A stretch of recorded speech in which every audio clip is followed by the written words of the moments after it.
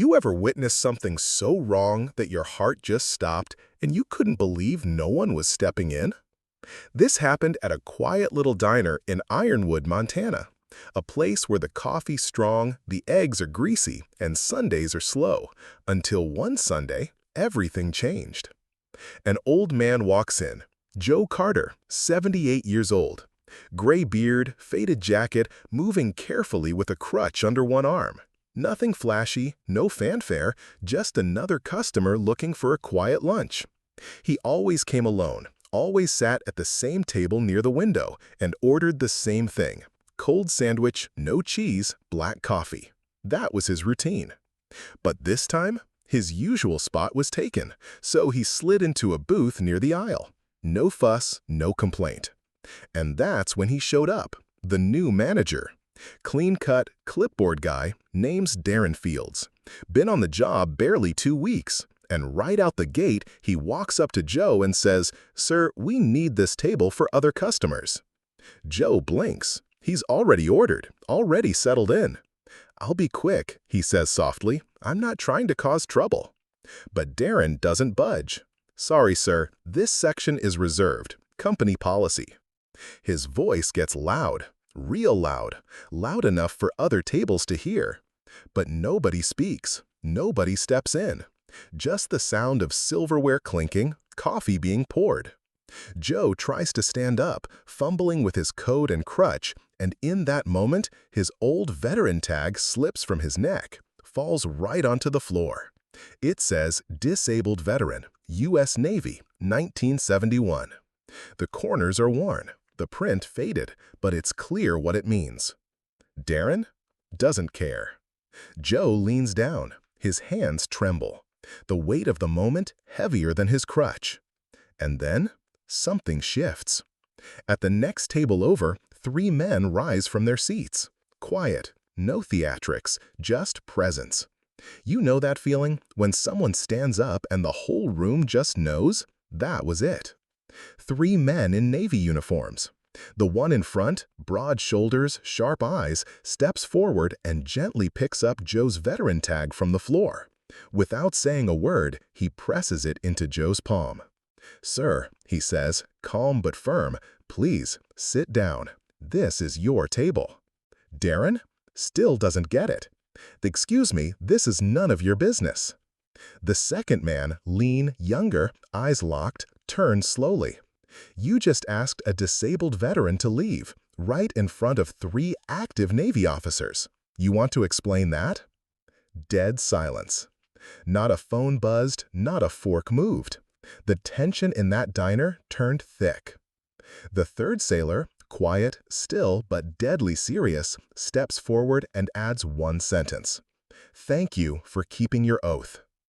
And that's when the gravity of the situation finally landed. Not with fireworks, not with shouting, but with honor. Joe just stood there, stunned. Not by the disrespect, he'd seen worse, but by the fact that someone actually stood up. For him. And let me tell you, it wasn't just about a table. It was about a line being drawn, a message being sent, loud and clear. This man gave years of his life, part of his body, and all of his heart to serve his country. And no one was going to treat him like he didn't matter. The 3 sailors, they didn't need to yell, they didn't need backup, they just stood. And that was enough. Joe finally took his seat again, shaky hands, eyes a little misty. And the waitress, who'd been frozen behind the counter, snapped out of it. She brought his sandwich and coffee without a word, but you could see it. Her hands were shaking too. The rest of the diners? Suddenly a lot more interested in their food. But everyone felt it. That shift. That moment when right overpowered wrong, just by standing up. And that's just the beginning. So there he was, Joe Carter, sitting back down at a table he'd almost been kicked out of, with a sandwich he suddenly had no appetite for, and 3 Navy men pulling their chairs up beside him like it was the most natural thing in the world. The guy who first stood up? That was Lieutenant Commander Mason Grant. Beside him, Chief Petty Officer Luke Chen and Petty Officer Kyle Rodriguez. All three from Naval Special Operations, though none of them mentioned it out loud. They weren't there to show off. They were there because they saw something they couldn't ignore. And when Mason turned to Joe and said, "Sir, we'd be honored to eat with you," it wasn't for show. He meant it. Joe barely managed a nod. He was still reeling from what just happened.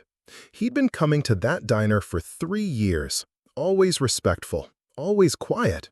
And in less than 10 minutes, a man with a name tag and a clipboard had made him feel invisible. The new manager, Darren, just stood there behind the counter, arms crossed, trying to keep his composure.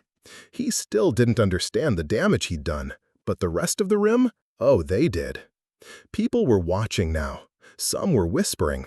One woman at a corner booth, mid-60s, thick glasses, quietly took out her phone and began recording. Not for TikTok, not for likes. Just in case someone needed to remember what it looked like when decency showed up and didn't back down. Darren tried one last time to assert control. "He can stay, but next time we'd appreciate notice for any special seating arrangements." And that's when Kyle, the youngest of the three, stepped forward, his voice low but like steel. There's nothing special about treating someone with respect. That should be standard. That line? It stuck. And right then, the waitress, her name was Rachel, finally snapped out of her own shock. She refilled Joe's coffee and looked him in the eye. "Mr. Carter, please forgive us." The mood shifted again. Not tension now, shame. The kind that seeps into a room when people realize they've let something ugly happen right in front of them and didn't say a word. But the sailors weren't there to scold or grandstand. They just sat and talked with Joe like he was one of them, because in their world, he was. They asked him where he served. He told them, Marine Corps field medic, 2 tours in Southeast Asia. Never spoke much about it, just said he did what he had to do. But when he mentioned the year 1971, you could see it on their faces. These 3 younger men suddenly realizing the magnitude of who was sitting across from them. Guys like Joe didn't talk about what they did, because for them, service wasn't something you bragged about. It was just what you did. And at that moment, the atmosphere in the diner completely transformed.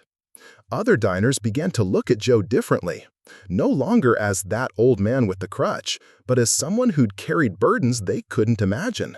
Someone who walked through fire and then came home and ordered coffee like everyone else.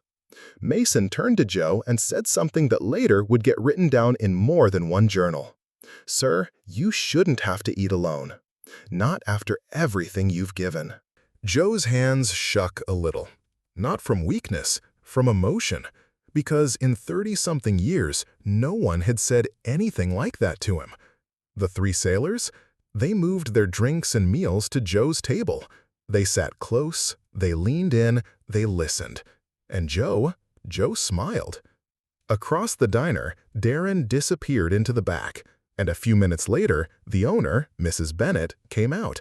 She was a woman in her late 50s, sharp eyes, apron still dusted with flour from prepping pies in the kitchen. One look around, and she pieced everything together. She marched over to Derry and said 4 words that changed the diner forever. "Come with me, now." They disappeared into the office. No one heard what was said, but Darren didn't come back out. Back at the table, Mason leaned toward Joe and asked, "What did they call you back then?" Joe adjusted his glasses and said with a half-smile, "Corpsemen. Just corpsemen." That one word lit something in those men, because they knew what it meant. A Navy corpsman wasn't just a medic. They were the ones who ran into fire to pull people out. They were the ones Marines called Doc with reverence, even decades later. And from that second on, the respect in their eyes deepened. They weren't sitting with a veteran. They were sitting with a legend. The news of what happened that day, it spread. But not because someone made it go viral, not because of hashtags or outrage. It spread because people felt it. Because someone watching from 2 tables over shared it on a local veterans forum with just 5 words. 3 sailors stood up today. Within hours, the post exploded, shared by veterans, military families, and everyday people who just knew this wasn't just about a table at a diner. It was about what we do when we see something wrong, when we see someone being dismissed, ignored, or humiliated, not for who they are, but for how they look, how they move, how quietly they live. That day didn't end with one act of courage. It became a spark. Mrs. Bennett, the owner of the diner, didn't just reprimand her manager. She fired him. But more than that, she made a promise to herself. This place would never treat another veteran like that again. She gathered her staff the next morning, still in their aprons and half awake from the rush the night before, and she said, "If someone walks in here with the scars of service, physical or not, we don't wait for them to prove they matter. We already know they do." And that's when the changes began. First, she designated Table 6, the one where Joe had nearly been kicked out, as the honor table. A small brass plaque was installed that read, "For those who served and those who stood." A single cup of black coffee was always placed there, fresh, every morning. No one sat at that table unless they were invited by a veteran or in uniform. It wasn't a gimmick, it wasn't a photo op, it was sacred. Next, Mrs. Bennett rolled out a new policy: priority seating for veterans and active service members. Discounts, yes, but more importantly, recognition. Staff were trained to notice veteran IDs, caps, pins, not to ask about combat or stories, just to nod, to say thank you in the way that really matters, with action. And the thing is, business didn't suffer, it boomed. Sunday lunches, once the slowest time of the week, became something else entirely. They became a kind of quiet reunion. Frank, that's Joe's first name, he kept showing up every week. But now, he wasn't alone. Mason, Luke, and Kyle made it a habit to meet him there. They didn't wear uniforms, they didn't make speeches. They just ate, talked, listened. And slowly, other veterans started trickling in. A retired Marine sergeant with a limp from Desert Storm. An Air Force pilot who used to fly reconnaissance in Nam. A young woman, Army medic, who had served in Iraq and was still figuring out how to be home. They all came, and they all sat, at what became known, unofficially, as Veterans Corner. Local papers heard about it. TV reporters tried to swing by. But every time they showed up with cameras, the veterans politely declined. "We're not here to be a story," Frank said once. "We're here because we finally feel seen." And you know what? That meant everything. Meanwhile, Darren, the former manager, well, he got the message, loud and clear. A few months after the incident, he applied for another restaurant job across town. During the interview, they asked why he left his last post. And for a second, you could tell he thought about dodging it. But then he said, "I made a mistake, a big one. I treated someone without dignity because I didn't understand what they'd been through. I've learned since then, respect isn't optional." He didn't get hired, but maybe that moment was the beginning of something better for him too. Because months later, on a national holiday, he came back, walked into that same diner, hat in hand, asked Mrs. Bennett if he could volunteer, said he wanted to serve the veterans their meals, not for credit, not to make up for what he did, but to learn, to listen, to understand. Mrs. Bennett looked him over, then said, "Only if you agree to one condition. You serve without speaking until one of them speak to you first." He agreed, and the first veteran he poured coffee for? Frank. Frank looked up, recognized him, and didn't scowl, didn't gloat. He just nodded once, slow. "I remember you," he said softly. And Darren, his hand shook a little as he poured the coffee, said back, "Yes, sir. I'm the one who asked you to leave."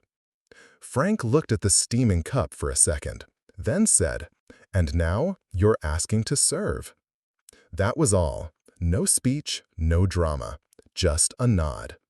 Redemption quietly earned. From that day on, Darren showed up every Sunday. No name tag, no title, just a guy with an apron and a coffee pot, refilling mugs for men and women who had seen more than most people could ever imagine. He didn't talk much. He didn't need to. He listened.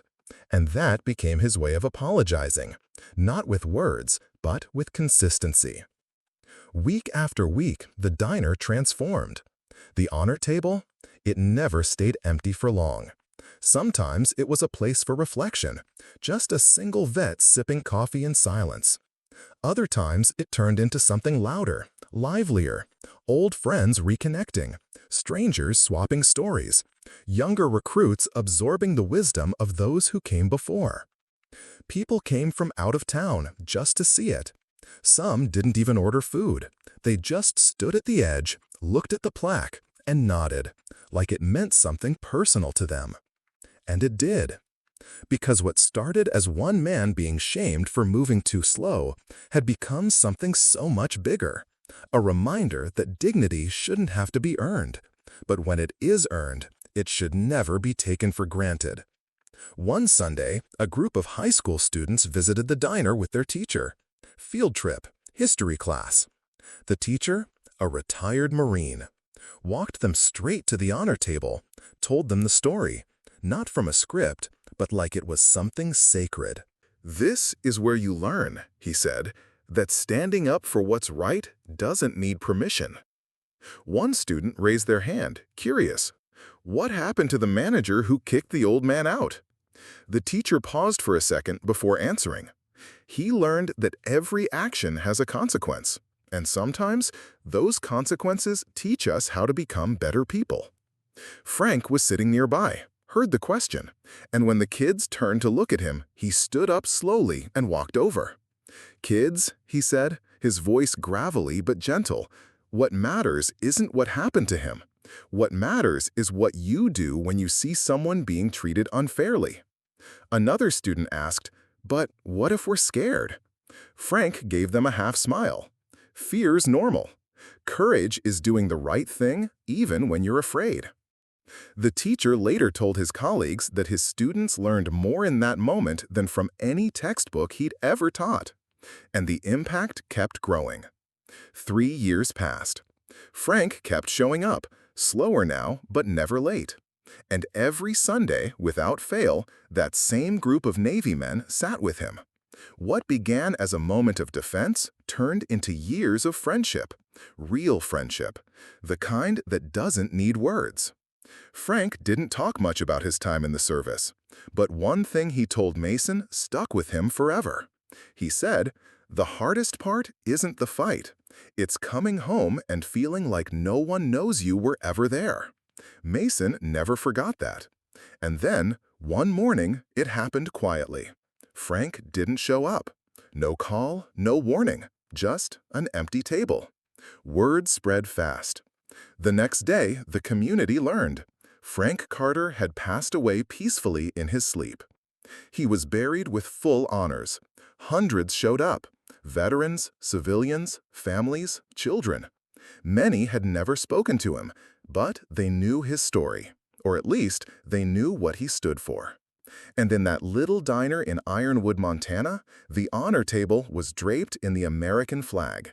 Flowers covered the booth. A single cup of black coffee sat untouched. Notes, medals, challenge coins, all left behind by strangers who'd come to say thank you. And among them, a handwritten card from Darren. It read, "Thank you for showing me that respect isn't optional. It's earned, and once earned, it should never be questioned." That table, it still sits there today. No one eats at it without being invited. But every single person who walks past it knows that seat doesn't belong to just one man anymore. It belongs to every quiet hero who thought no one saw them. And to the people who finally stood up and did. Subscribe if you believe one small act of respect can change everything.